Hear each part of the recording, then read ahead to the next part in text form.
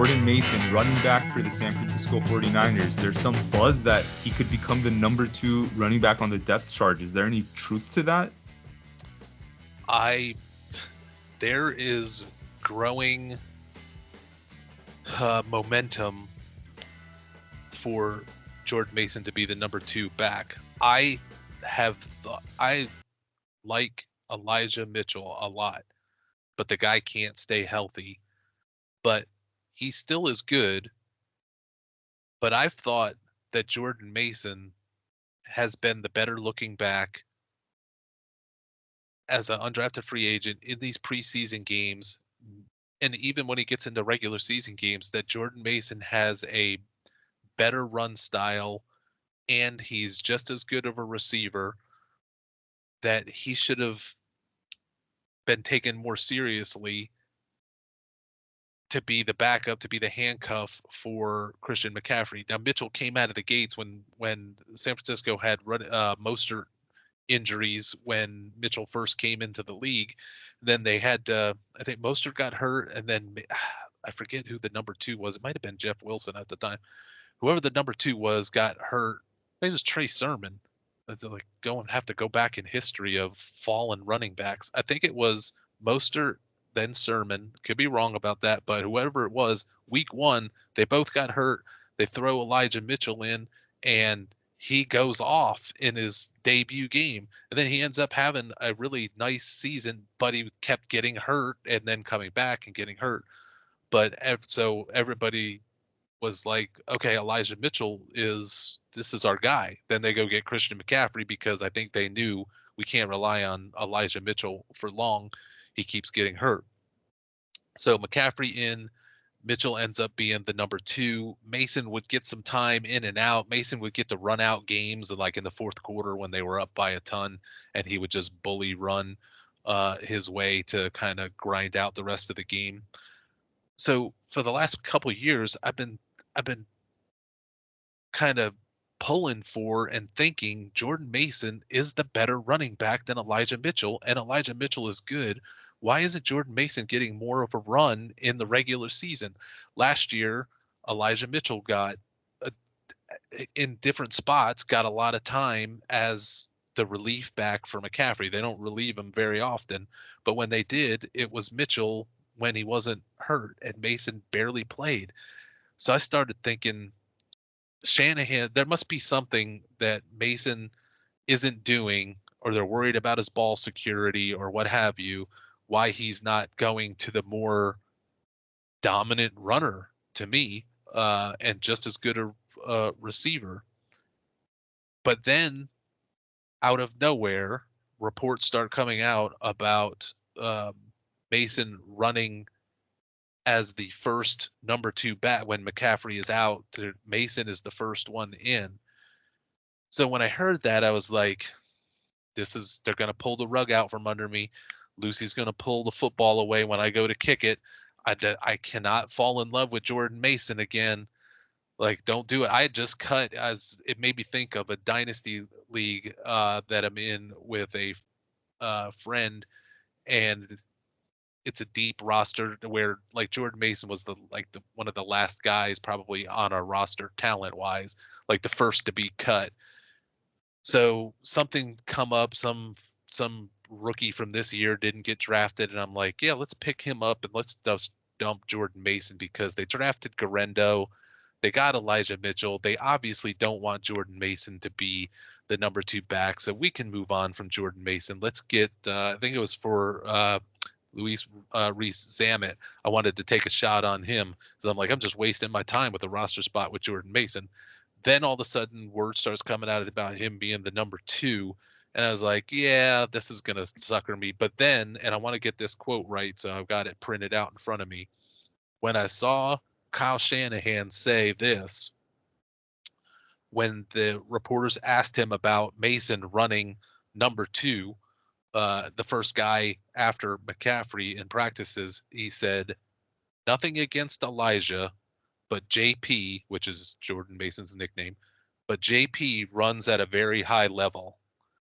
That is a damning statement, right? That is what you want to hear if you're a Jordan Mason owner in Dynasty Fantasy, that's what you want to hear. If you're Elijah Mitchell, if you got McCaffrey and you've been holding Mitchell and you got that 1-2 punch and you think you're safe, if you're relying on Mitchell, or if you got Mitchell separate of CMC, hoping CMC something will happen with him and that Mitchell all of a sudden will rise up and become a star out of nowhere, you did not want to hear this coming out of Kyle Shanahan's mouth. So I don't think he's trying to fire up Mitchell. I think he believes Mason is the better back, because what I've seen over the past couple of years, really since the first time Mason came in as an undrafted free agent, what I watched of him at Georgia Tech, but then when I saw him in his rookie preseason, I'm like, this guy's got it. Obviously, because he's stuck on the roster for so many years, but he never got that. He would have great moments and great runs, but he would never get that trust factor from Shanahan. Now all of a sudden Shanahan says this, oh my, and Garendo's got another hamstring, and Mitchell's probably banged up again, and then there's a ball of muscle with speed, Jordan Mason, ready to do preseason damage like he always does. But now it looks like Shanahan's getting on the Jordan Mason train, so I'm all for it. RC, you got me really excited about Mason. Putting our dynasty hats on. I know you dropped him in one of your leagues. Like, is this guy a must add as your last spot on dynasty rosters? Then I fabbed and got him back last week. Had to pay the price to get him. Had to pay 5 times what the second person was willing to bid on him, because I got myself so excited. I did not want to miss out on it, because when you think of the best situations that a number 2 running back could stumble their way into because of an issue, an injury, or whatever, to the obvious starter, is there any better situation for a running back to fall into than the San Francisco one? There are other talented number 2 running backs out there in the NFL, more talented than Jordan Mason.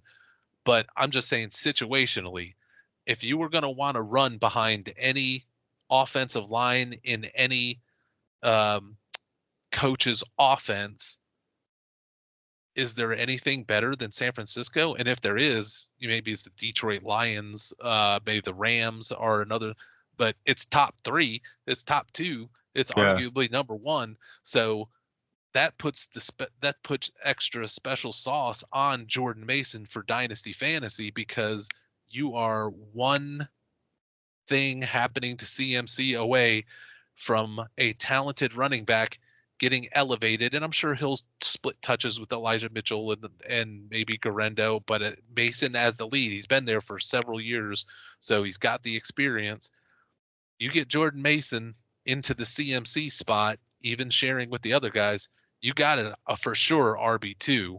Then the question is he going to get to RB1 or not? So that, for a guy that I got in the free agent budget process for a pretty decent bargain, and that not everybody was bidding on because the news hadn't quite got out there.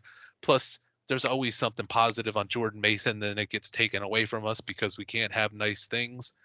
This might be the year that it happens. At least that's what I'm telling myself. And RC, you mentioned how Elijah Mitchell, he's injury prone. Isaac Garendo, he's already, dealing with some sort of injury. And he's already hamstring hurt.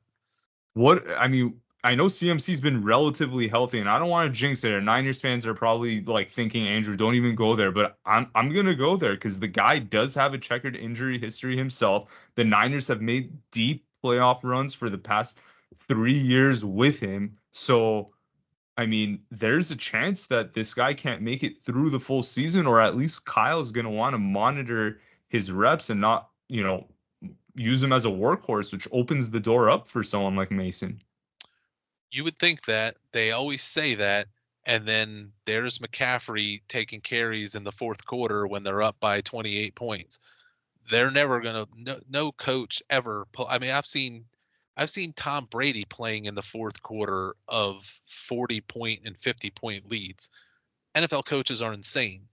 They are not taking out the thing that is the key to their success until it gets down to like the last 2 minutes. That's when Jordan Mason gets to come in and running plays up the middle without any flair or design. He's just there to run out the clock. So, but to your point, they're going to wear down. I mean, McCaffrey is going to keep getting touches,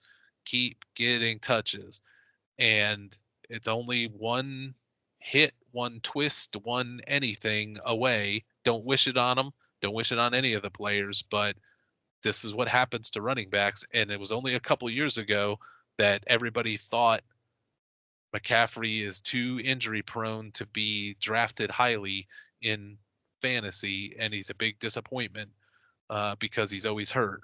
Now we've suddenly forgot that. He may play injury free for the next 5 years, but he does have a history.